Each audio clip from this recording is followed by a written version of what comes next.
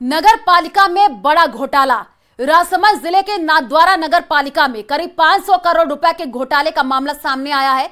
नाथद्वारा विधायक विश्वराज सिंह की शिकायत के बाद स्थानीय निकाय में वित्तीय अनियमितताओं की जांच करने वाली राज्य सरकार की संस्था लोकल फंड ऑडिट डिपार्टमेंट की जांच रिपोर्ट में यह खुलासा हुआ है, जिसमें यह बताया गया कि साल 2022 से लेकर साल 2024 तक जमीन आवंटन और अन्य विकास कार्यों में नगर पालिका को जिम्मेदारी ने करीब 500 करोड़ रुपए की आर्थिक हानि पहुंचाई है। यह रिपोर्ट देखिए।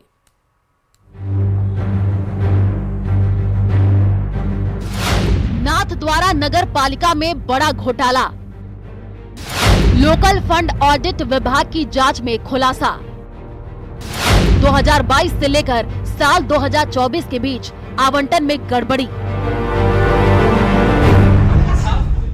प्रदेश के वित्त विभाग की संस्था लोकल फंड ऑडिट डिपार्टमेंट की जांच रिपोर्ट में राजसमंद जिले के नाथद्वारा नगर पालिका में भ्रष्टाचार का बड़ा खुलासा हुआ है।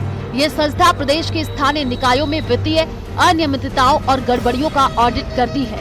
आरटीआई कार्यकर्ता पीयूष लावटी ने रिपोर्ट का खुलासा करते हुए बताया कि नाथद्वारा नगर पालिका में साल 2022-23 और 23-24 के दौरान करीब 475 करोड़ की वित्तीय अनियमितताओं का खुलासा हुआ है।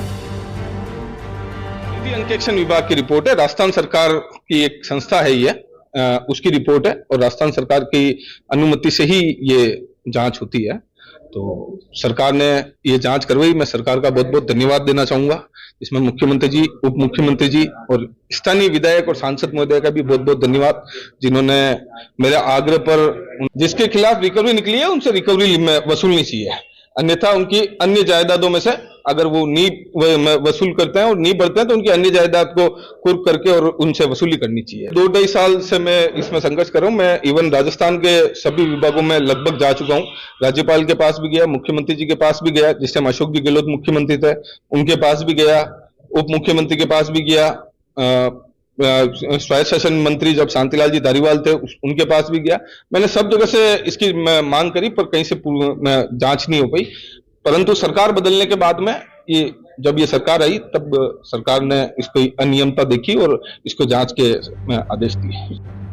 वहीं नाथद्वारा नगर पालिका आयुक्त सौरभ कुमार जिंदल ने ऑडिट को रूटीन प्रक्रिया बताते हुए कहा कि ये LFAD लोकल ऑडिट की प्राथमिक रिपोर्ट है, जिसमें मिराज ग्रुप समेत अन्य संस्थाओं के नाम सामने आए हैं। रिपोर्ट का 90 दिन में परीक्षण किया जाएगा और सरकार के आदेश पर कार्रवाई होगी।